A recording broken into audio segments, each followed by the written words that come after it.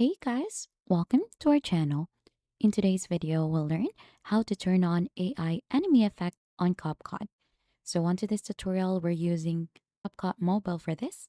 And as you can see, we're currently onto the editor already. Just go ahead and click onto new project in here, choosing the photo that you want to turn as an AI. Click onto that and add it onto your device.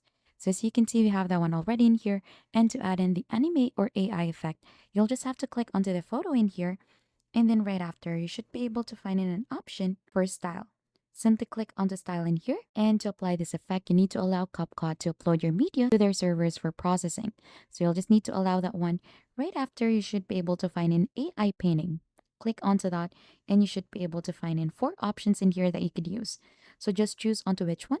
We have JPEG anime in here. As you can see, it is still applying. We also have this one, dreamy anime. You could see that one. We have cat,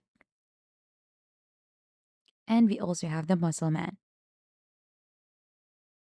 So just choose which one you prefer. And I kind of like the GP anime in here.